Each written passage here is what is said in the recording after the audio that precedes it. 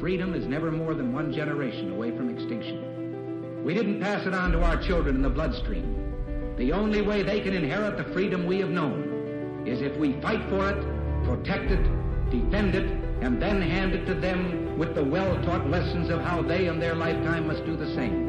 And if you and I don't do this, then you and I may well spend our sunset years telling our children and our children's children what it once was like in America when men were free. Welcome back, everyone, to Patriot Coalition Live. I'm Matthew Nugent. And I'm Jason Mrochek. Thanks for joining us today, everybody. Our goal is to create a timeless resource to teach about the U.S. Constitution, the proper role of government, the importance of America's Judeo-Christian heritage, and how to defend against threats to our republic. Folks, we want to engage members of our armed forces, veterans, first responders, and the patriots who support them in the noble professions, which includes soldiers, sailors, airmen, Marines, Coast Guardsmen, and now we know, after their one-year anniversary, members of the Space Force, the Guardians. That's right, everybody. We now know that members of the Space Force are called the Guardians. So welcome. We want to reach you, whether you're here on Earth or in space. Also, your support is important to us. Please support us at patriotcoalitionlive.com/support. It does matter. Weekly episodes are available Tuesday mornings wherever you get your podcasts, places like Apple Podcasts and Spotify, Google Podcasts, and iHeartRadio. Or you can find us at patriotcoalitionlive.com. If you'd like to see us in the podcast and video, you can find us at patriotcoalitionlive.com or at rumble.com, rumble.com, the uncensored alternative to YouTube. All right, y'all ready? I am. Let's do this. Title of today's episode is The Birth of a Great Nation and Embracing Liberty, the Declaration of Independence. This is part 2 of 3 parts. Jason? Yeah. Well, we, as you guys know, we started last week on this 3-part episode just to dive deep into the Declaration of Independence. So this week we're going to continue. Last week we just covered the preamble and the second paragraph, and this week we're going to go through some of the grievances. We won't get them all today, but we're going to dive deep and just talk about the kind of the historical context and what they meant for us. So if you have a copy of the Declaration of Independence handy, you may want to open it up and follow along so you can see what it is that we're talking about. We're going to read each grievance before we discuss it, but it'll be good for you to refer back to. So let's get started. So the very first grievance that is listed. In fact, I think what we'll do is let's just talk about how we're introducing this. So I'm actually pulling out my copy right now, and I'm going to read right before where we start listing the grievances. He says, to prove this is Thomas Jefferson and the authors. To prove this, let facts be submitted to a candid world. So this is his introduction, and then he sends all of his, he talks about all 27 of the grievances. So the very first one, these are the facts that he's describing to everybody. The first grievance, he says, he has refused, he's talking about he being, when you hear this, all the he's are the king of England, right? King of Great Britain, King George III. He has refused his assent to laws, the most wholesome and necessary for the public good. So this first grievance is pretty general. He's laying out the case that, look, we are trying in the colonies to create laws in our legislatures that are for the public good, that are trying to protect our liberty, to make it sure that we are able to conduct commerce and trade effectively, and they're for our public good.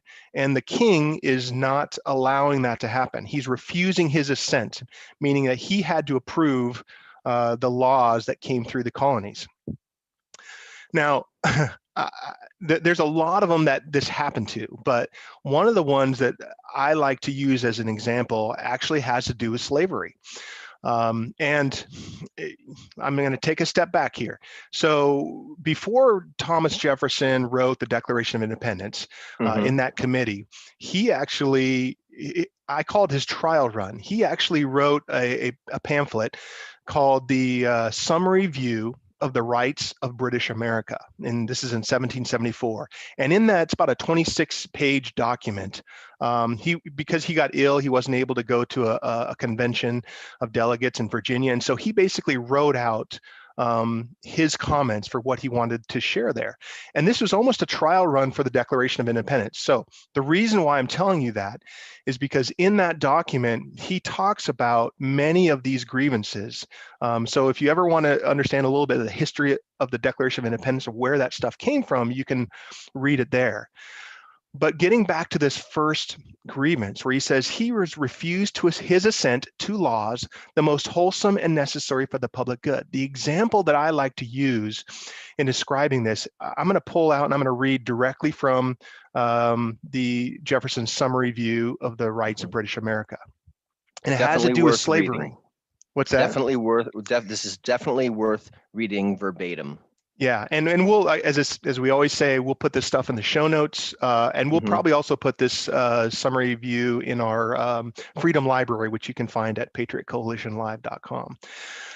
So this is reading from the summary view of the rights of British America in 1774. This is Jefferson's writing. For the most trifling reasons, and sometimes for no conceivable reason at all, His Majesty has rejected laws of the most salutary tendency.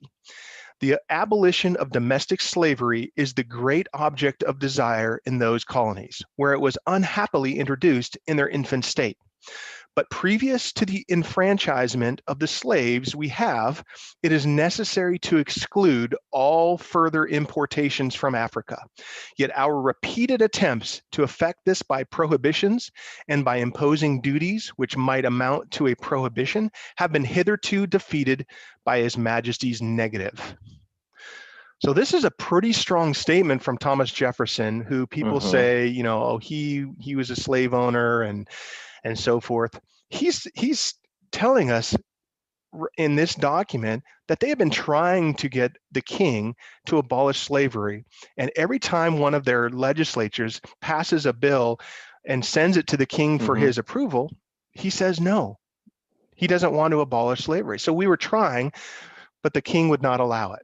So this is one example of how he refused to assent to the laws, which are anybody can tell you this is definitely wholesome and necessary for the public good to abolish slavery, and the king just would not allow it. So that's our first grievance.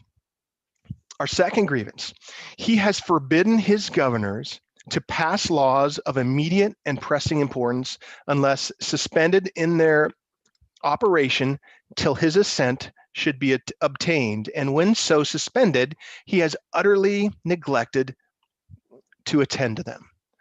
Okay, so you have to understand a little bit of the context about this. So during the colonial period, the king had instructed the governors, who were similar to today. Once a legislature passed a bill,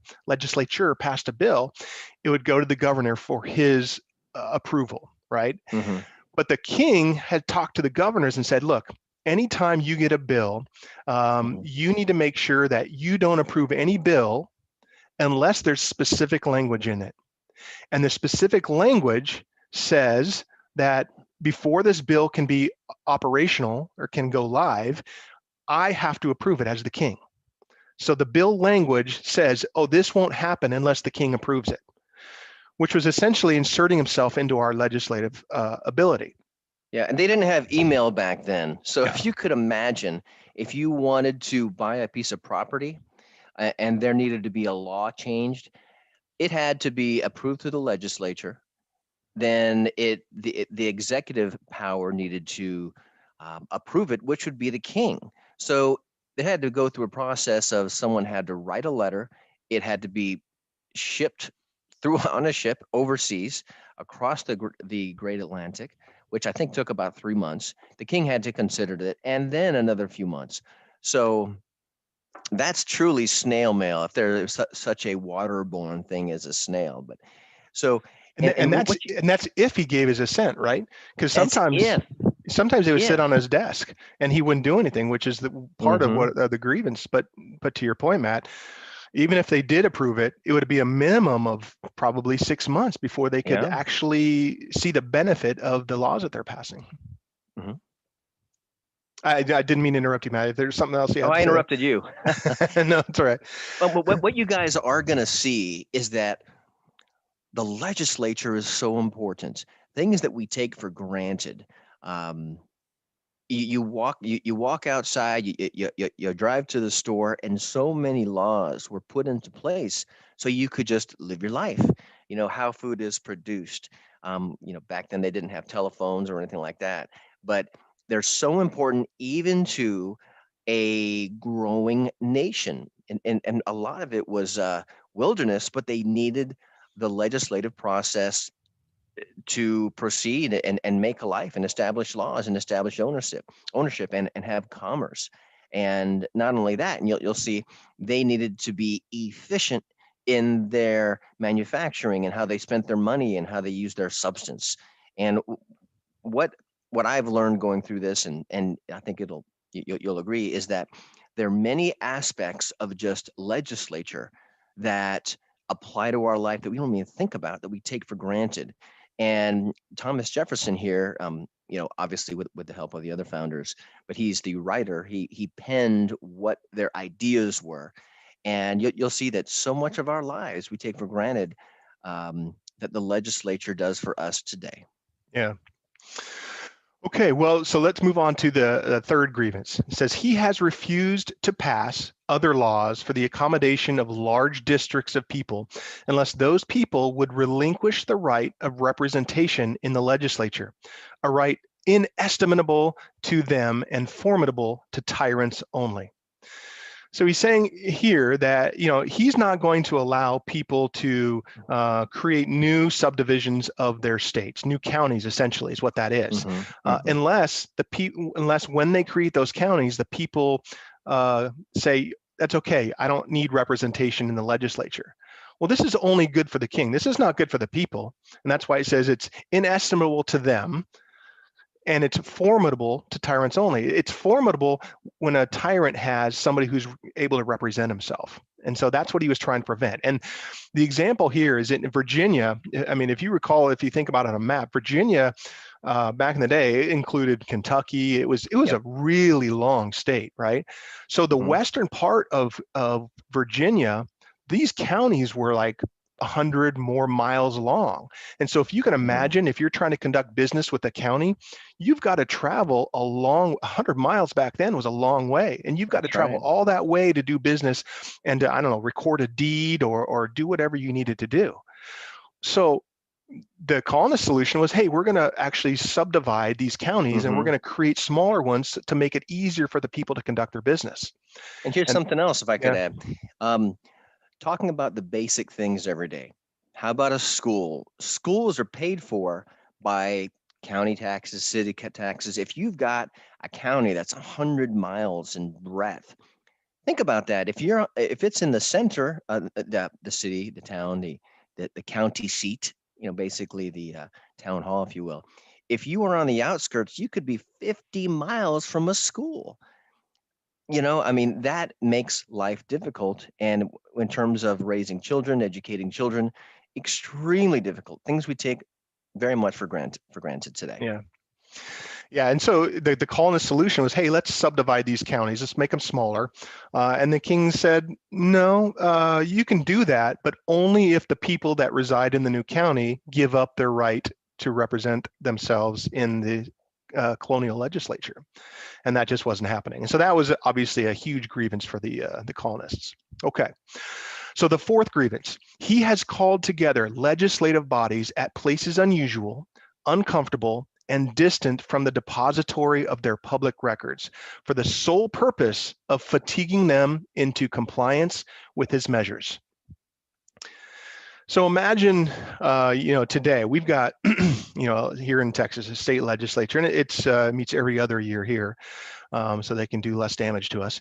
Anyways, so even here in Texas, that's right. We have, it's a huge state, and Austin is pretty far away from North Texas. So that's in Sacramento and California is the same way. But imagine, you have all the legislators are used to having their business conducted in one place, and suddenly the king, through the governor, decides to say, oh no, you're no longer meeting in Sacramento, you're going to meet in Eureka, or you're going to meet in Chula Vista. So all those people who have all their stuff in one place in let's say California, or used to be in Austin, but now it's going to be in Laredo, or instead of you get the point. Right now, all those documents. It's not Delaware. It's not Delaware. That's right. Like you could run across it. It's exactly Rhode right. Island. But now you have to, all your records, all your offices, what you're used to is somewhere else. That makes it extremely inconvenient. And that's why he says places unusual, uncomfortable, and distant, right? And the example here is in Massachusetts, right? Governor Hutchinson of Massachusetts, he actually moved their assembly to Cambridge from Boston. Back then, that's not a huge distance, but well, back then, I guess it was a bigger distance than it seems like today. And allegedly, this was to make it so that they were safe from all of the shenanigans and the uproar over what was happening in Boston at the time. And it was for quote unquote safety. But really, this distance, it takes the king's intent was to take it away from the heated politics of the day, right? He didn't want all of that emotion and the people's anger at the king to influence the legislature and says, oh, I'll just take it and put it somewhere else so it won't impact their decisions and make it they're very difficult. So that's an old-fashioned version of censorship. Today, we saw right around the time of the 2020 presidential election. Right now, it's 2021, so Happy New Year, everybody.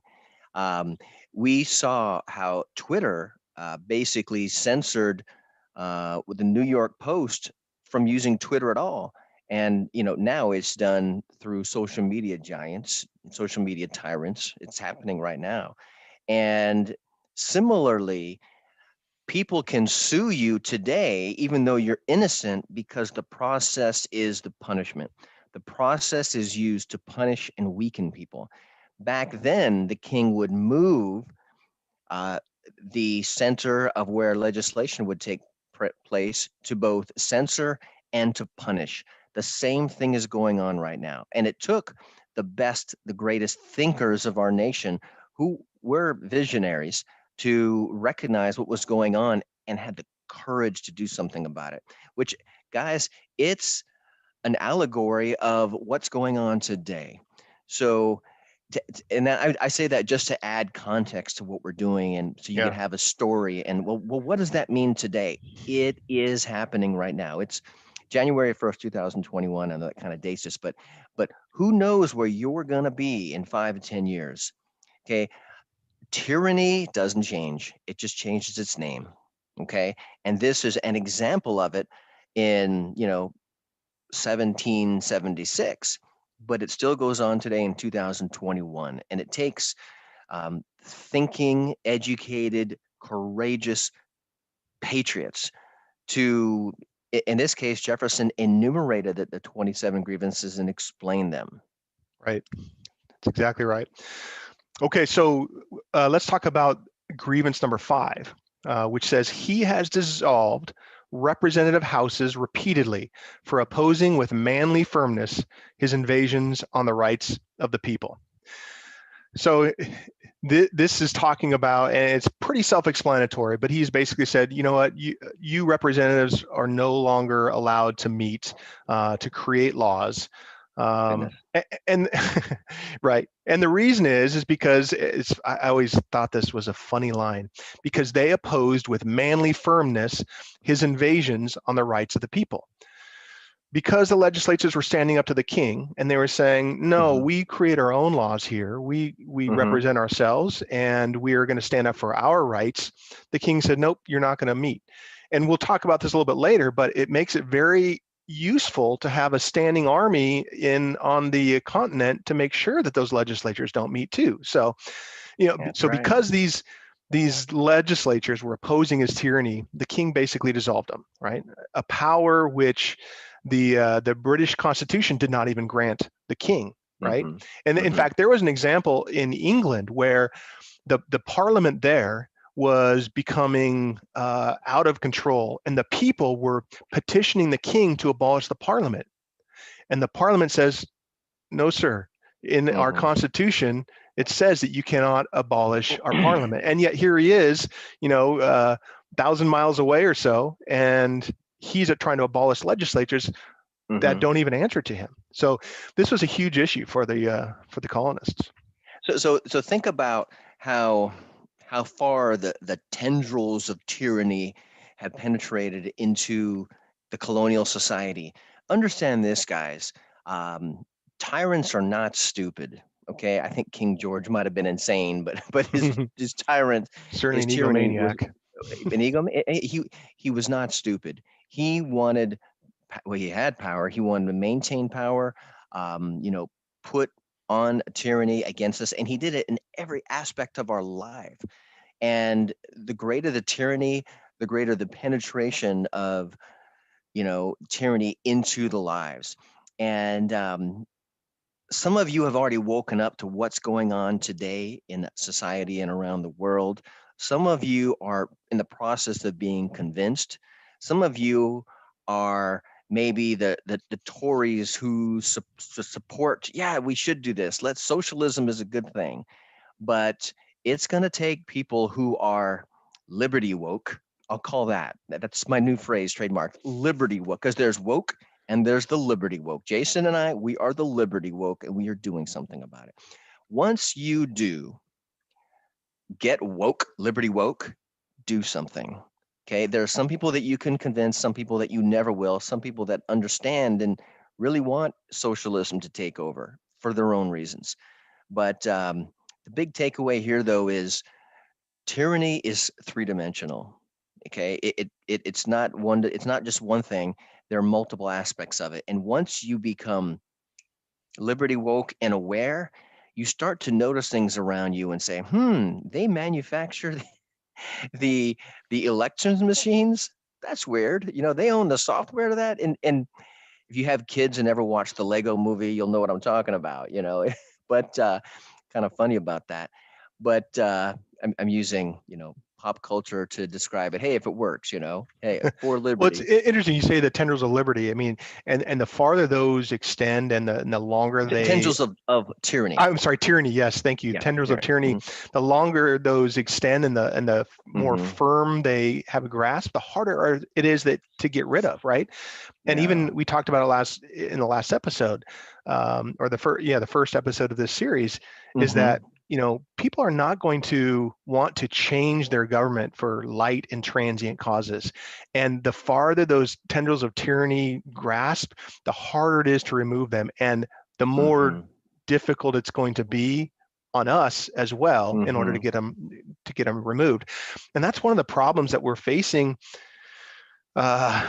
today, is that too many people, I believe that we should be able to snap our fingers, have a silver bullet, and all the problems that we've created over or allowed to create over the last 80, 100 years can just go away without any pain. And that's just not realistic. And that's why we have to slow the growth of these tendrils of tyranny. So, in fact, one of our greatest enemies is you can't see it here, but I've got my phone in front of me.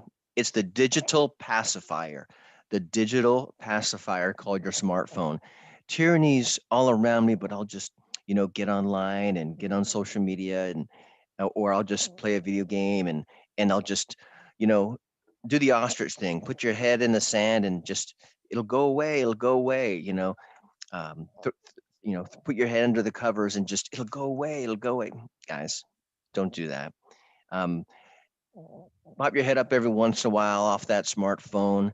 Look around at what's going on. America needs you. Yeah, Patriots. That's exactly right. Okay, well, let's move on. So grievance number 6. He has refused for a long time after such dissolutions, the dissolutions we were just talking about, dissolutions of the legislature. He has refused for a long time after such dissolutions to cause others to be elected, other legislatures, whereby the legislative powers incapable of annihilation have returned to the people at large for their exercise, the state remaining the meantime exposed to all the dangers of invasion from without. and convulsions within. Okay, so kind of a long grievance. What are you saying that? Okay, so now after he's dissolved the legislatures, he's refused others to take their place. So now there's no legislature. Well, as we learned about when we talked about Locke's second treatise, the people retain all the power. In fact, Thomas Jefferson says that in the preamble. The people retain all the power. The government gets their power from the people. So if there's no legislature that's a formal body, that power just dissolves back to the people independently, right? And collectively, even if they're not in an organized body. So, but those people, if they're not in an organized body, they're going to have a hard time disseminating and creating laws to protect the liberties of their fellow man. And so by doing this, by the king not, after dissolving and not establishing new legislatures, the people are at risk of, they can't organize, let's say chaos. It's chaos. Yeah, they can't organize laws to defend against, let's say, people who are encroaching on property, stealing. They can't organize their militias as well, right? So all these things, they're in danger, and that's why at the end he says, exposed to all the dangers of invasion from without and convulsions within, and that's what the king has done to them. There you go. And I'll read the seventh grievance. He has endeavored to prevent the population of these states, for that purpose obstructing laws for naturalization of foreigners, refusing to pass others to encourage their migration hither, and raising the conditions of new appropriations of lands.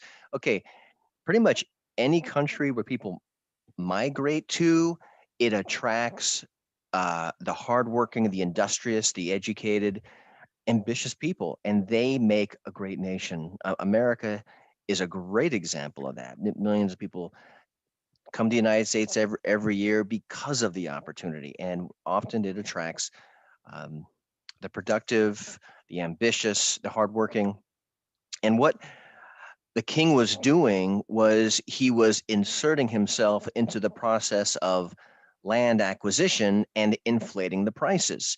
So people in England, for example, who wanted to go to the United States, or not the United States, but to the colonies at the time. I'm out of time Foreshadowing. there for a second. Foreshadowing, So that's called an anachronism, by the way. Talking something out of time, but it would discourage the ambitious, the educated, the skilled workers from coming to the colonies. And this would stagnate the growth and prosperity of those colonies. Okay. Yeah, these colonies, they needed those hardworking, industrious, tradesmen even to build their economy. And the king, on the other side of the coin, he's like, I don't want these people to leave. These are the people who are driving our economy. And so what does he do? He says, oh, all that land over there, that's mine, and I'm going to raise the price. If you want to go there, you're going to have to pay me even more. And how was he able to declare it his own? Because he made the laws and took out our legislatures. Those tendrils of tyranny are reaching deep down into the colony's dirt. So number 8, he has obstructed the administration of justice by refusing his assent to laws for establishing judiciary powers. There are different aspects of legislatures, due process, for if someone commits a crime or is accused of a crime, or how about just law in terms of, hey, this is my plot of land. I can put up, fence posts here. So there are different aspects of, due process, civic law, for example. And the king said no. And he also would, because people need judges to arbitrate issues and to administer some sort of due process for criminality. And back when it was, I guess this would be the Wild East. This is the Wild West before the Wild West. They went west across before the Wild West was cool. It was the Wild and East. So it was. This is the cool before it was cool. Kind of like what we talked about on a previous episode. When was prohibition? Which one? The America prohibition or the prohibition of alcohol back in 1919. So that meant more chaos, for the people and more control of the king. Next, number You know what? 9. I'll just give this example. In that time during the colonial era, North Carolina, they tried to pass a law that would establish their judiciary in North Carolina, and the king came in and said, "No, that's you're not going to do that. That is my authority to be the decide the judiciary, and you're not going to do that." And what does that do? That just basically invites chaos. That when the judiciary is not subject to the people who are in that geography, right? The subject to somebody who's far off in another land, right? So think about this. He wouldn't let the people organize themselves, but he would definitely tax them. We were definitely subjects. All we were is we're bodies. We were like cattle to him.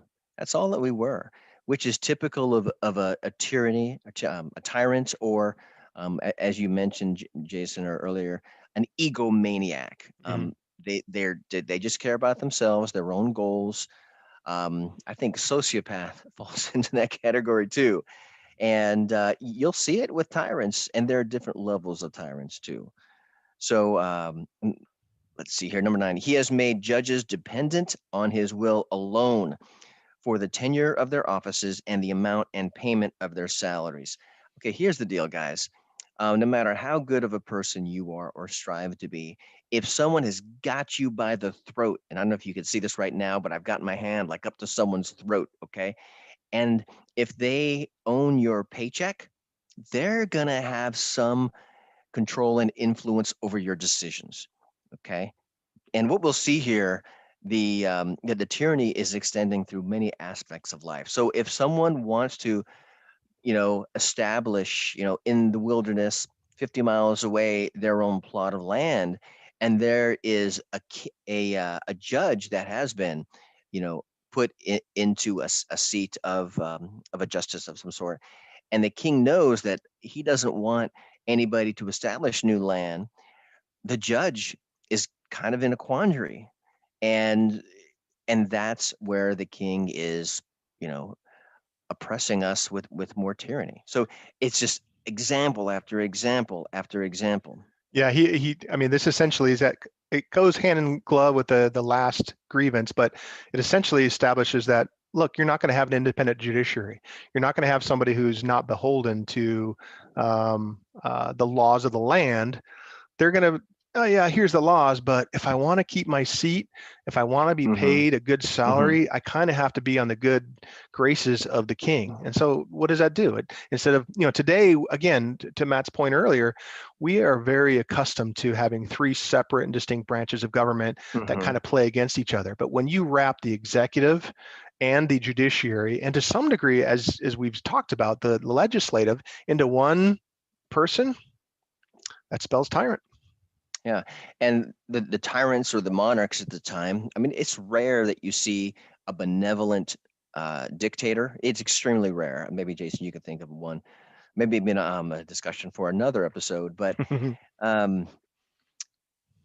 they held office. They lived, as long as they lived, they had a kingdom. So they looked out 20, 30, 40 years ahead, because that's, it's not uncommon for a king to be in power that long, unless they were assassinated, what have you, but or what have you.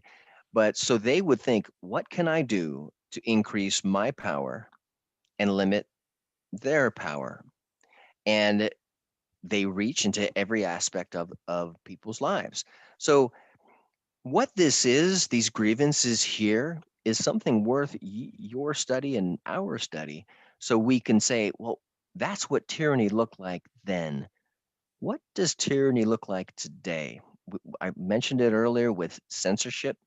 Big tech is doing it, where, I mean, really big tech. I mean, there's Google, Twitter, Facebook. Those are just some Instagram, is that what you're examples. thinking? Yeah, and Instagram is owned by Facebook. So right. those mega companies, multi-trillion-dollar companies, I think Google's worth more than $1 trillion.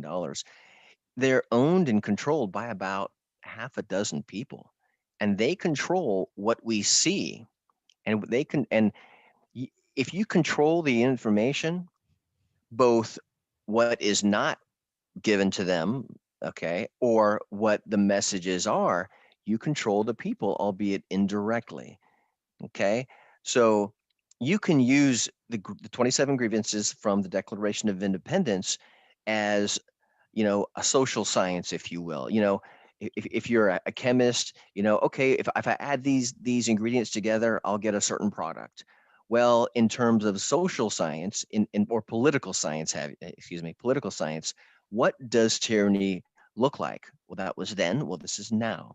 So you can look at this and study this and say, well, what are the tyrants today doing to us? Now you might say, what do you mean tyranny? Okay, understand this.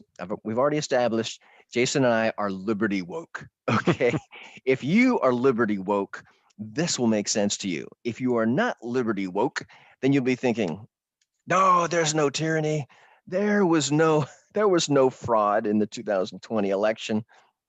Okay, so anyway, so well, you reminded me of the other day. I posted something on my Facebook page. It was while I was rereading the summary views of, Jefferson's summary views of rights of British America, and it talked about in there how in Boston, the Boston Tea Party, all they did was they threw a bunch of tea in the ocean, right? Because the actions of the king basically decimated their economy. He locked them down, and that was the sole. I mean, trade. They were seafaring people. They were the trade and manufacturers. He shut that down, and so what are they supposed to do? Right? They have nothing else that they can do. He's decimated their livelihoods, and you talk about that's what tyranny looked like then. Let's think about today. Right? Here it comes. Here it comes, ladies and gentlemen. There may be a governor or two around the United States who has said, you know what, these businesses, you can't operate unless you do things my way, right? And if you don't, well, how are those business owners supposed to make a living, right? So yeah, the king decimated their ability to make a living back then, but our governors have the same authority. I shouldn't say that. They don't have the same authority. They use the same power, which is different than authority today, to do the same thing. Keep that in mind. Foot stomp, people. That was the lockdown before COVID. Okay, it was the lockdown before COVID. Now it's the you, COVID Governor lockdown. Man, and so what do? Okay, all right. I'm getting off track here. Yep. But this is so relevant today, and in a way, it's kind of exciting. Guys, when you are armed with knowledge and understanding, you can take action. A lot of us feel powerless. I mean, when you are liberty woke, you're like, what do I do? Okay, continue to educate yourself. Share this, and we talked about it on previous episodes. So listen from episode 1. But some points are so important they're worth repeating again and again and again. So you got to educate yourself. You got to share it. You have to be a teacher yourself. And if you're a parent, if you're living, you influence others. Okay, and we'll go on. Okay, 10, he has erected a multitude of new offices and sent hither swarms of officers to harass our people and eat out their substances. So what this applies to is more offices. One of those offices has to do with customs and commerce. For example, at the time, the American colonists were allowed to make iron. Okay, iron ore is very plentiful now in the United States, then the colonies. We were allowed to produce iron ingots, but in order to make, for example, a wagon wheel, we couldn't make our own wagon wheels, which is of course made of iron and wood. We had to send or ship on a 3-month plus journey the iron to England. England would manufacture the wagon wheel. They'd ship it back and then sell it to us. What would you rather have, folks? Would you like to use, I don't know, back then maybe $1.50 to purchase one wagon wheel, or $1.50 to purchase 4 wagon wheels? I mean, what it did, it inflated the price. And not only would in this, number 10, you would have to pay for a person holding a political seat through your taxes, okay? But the laws that these unelected officials unelected administrators, which we have the same issues today. Okay, it's kind of interesting. I really see this mirroring. Yep. And Very it much would so. take the substance, meaning their lives, because the dollar bill represents a substance of your life in your day of hours that you worked to produce it. And just another example of tyranny. Yeah, these bureaucrats essentially, I mean, they're not producing anything. They are, they're sitting there probably on the wharfs, checking the cargo, et cetera, and then, collecting customs for that. Well, they're not doing anything. They're examining cargo, and then they're taking people's money in order to ship really heavy things like you mentioned, iron, across the sea just to have them ship it back. And now they're taking that money, and obviously they're going to live off of it. So they're essentially they're making their living off of the people's labors without really contributing anything. So if in terms of those unnecessary administrators, it reminds me of, I think it was from Ecclesiastes, the book of Ecclesiastes in the Old Testament. There is nothing new under the sun. Charlie Kirk says, history doesn't repeat itself, but it sure does rhyme. Okay. Do you see that here, guys? Administrators back then made life harder for people. They're doing the same thing today. Yep. President Trump put a stop to a lot of that. And because of that, our nation flourished. Okay. And the character of a nation and the success of a nation is its people, and people make policy. And that's from the administrators up to the executives. In the case, POTUS, President of the United States, as well as legislators and members of the judicial branch as well. So I'll read number 11. He has kept among us in times of peace, standing armies without the consent of our legislatures. Let's paint a picture here, okay? Wherever you live, whether it's a big city or whether it's a suburb. Now imagine this. Say it's a suburb. A lot of us live in suburbs, okay? You go down to your Walmart, which is probably within a mile or two, okay? You go to Walmart. Now imagine there's a squad of folks in red coats there. Now, they're British soldiers. They've got these long muskets, and those weapons are armed. They are armed. And they're there to enforce laws and tell you what to do. And by the way, okay, I'll read number 12 because it'll make sense. He has affected to render the military independent of and superior to civil power. What this means is that squad of redcoats with loaded muskets walking around, making sure that you are buying only products approved by the crown, okay? They are not beholden to civilian legislators. They are beholden to the king. They are agents and tools of the king. They've been given commands by their commanding officers and generals and eventually the king to make sure what he says happens. And they're willing to do it via a buttstock to your head, by shots, and it says here, and through these grievances, and we'll see it further on down, that along with having armed or not militia, but armed forces around, they have also, and they were, it's past tense, they were getting away with literal murder. Yeah. Yes. And in fact, there were fake, basically bogus tribunals put forth, and these soldiers who killed colonists were getting off scot-free. They're just done. And why? Because that's what the king wanted, to instill fear, because you knew there was no due process. Okay.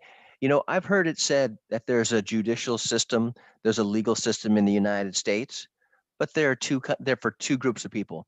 One is the Democrats, and the other is the rest of the people.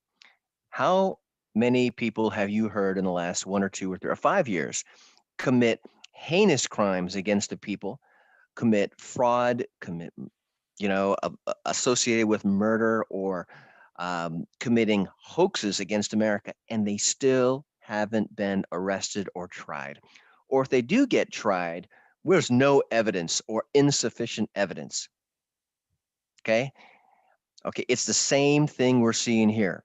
You hear that rhyming? You hear that rhyming of history? Yeah, Yeah. these two, the 11th and 12th grievances, um, brings the worst of both worlds. You have a standing army, as Matt said. Mm-hmm. Let's say standing on the corner of the town, or every street or whatever. So you have a standing army, and that army is not answerable to anybody who or has any authority local. It's all done from far away. So these people, they don't really have any repercussions, and there's no way for you to rein them in. So the worst of both worlds. So when you've got someone who's got force with no accountability, you shall take that vaccine. I'll say that again. You shall take that COVID vaccine. There hasn't been much research, but you need to take the vaccine, or they'll say you could kill your grandmother. Okay. I have had people reach out to me and say, my boss, they're making me do this. They're coerced into doing it. And some of it is through fear. Some of it is through mass media, which we know that it's controlled only by about a half dozen people who are Yeah. in cahoots with statists, leftists, people who want a socialist regime. And hear that rhyme, people. Yeah. Hear that rhyme. It So, certainly is. so, I'm inclined to say, because this has gone from, educational to interesting to fun to infuriating just in this one short episode. So I'm inclined to be a person of action, a man of action, both Jason and I. So what do you do? We've already said educate yourself, educate others. Have you, listen, first, when you're convinced, okay, make it no longer, if you don't have to question that there's something going on, what do you do? Okay, I've already said educate yourself, share it with others. Jason, if someone were to ask you, what do I do? Jason's big phrase, which got me excited to join him in his purpose and mission of constitutional governance.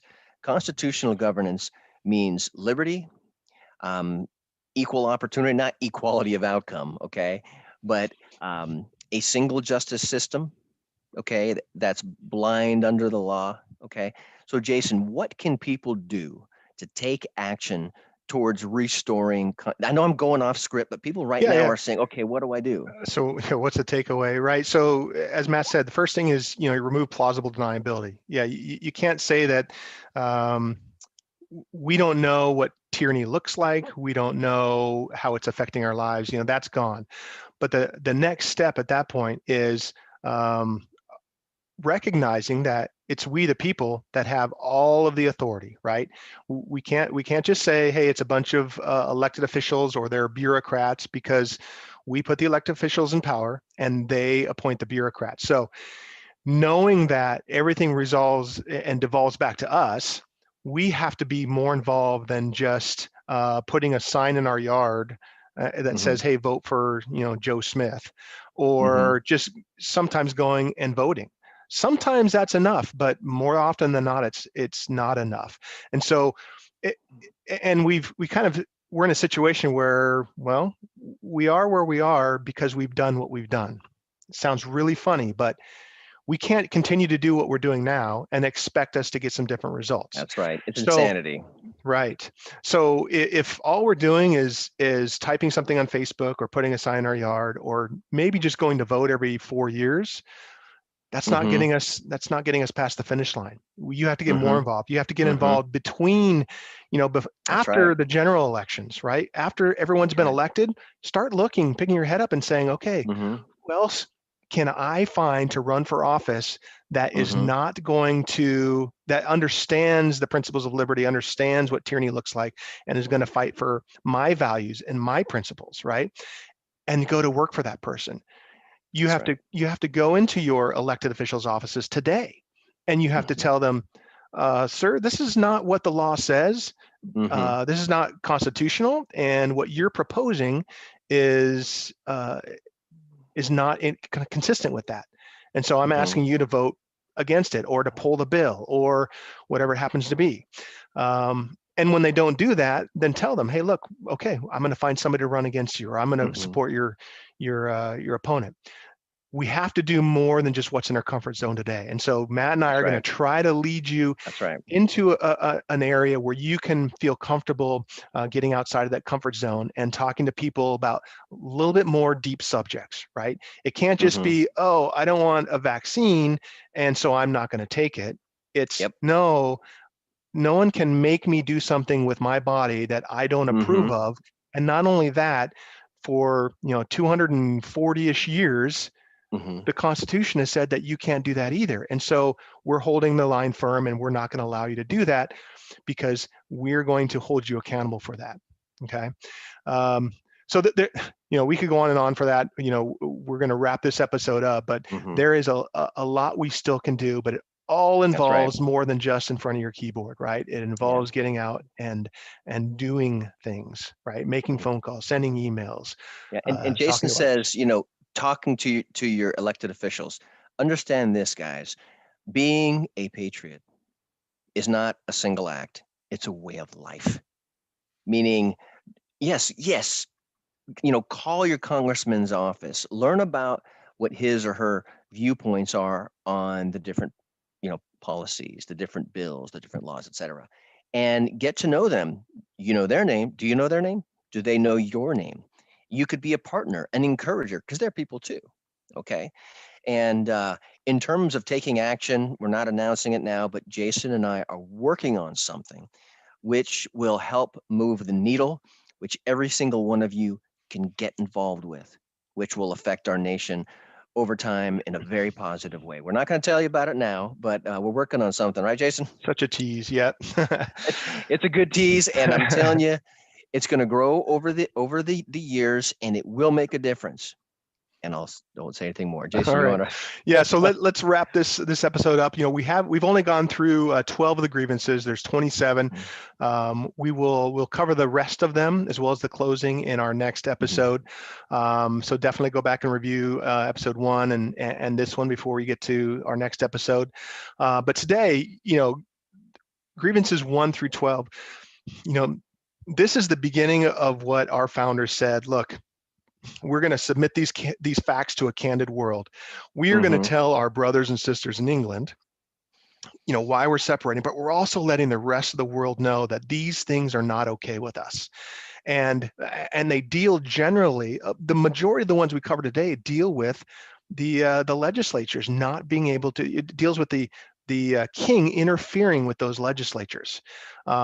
As we learned back when we talked about John Locke's Second Treatise of Government again, the first thing a civil society does is determine how they're going to make laws that everybody is going to live by. If you take that away, you really don't have a civil society. And so the king, diving into all these legislatures and dissolving them and not reinstating them and making sure that they have certain wording in them that is beneficial to him and not to the colonists, all those things are interfering with the first aim of government, right?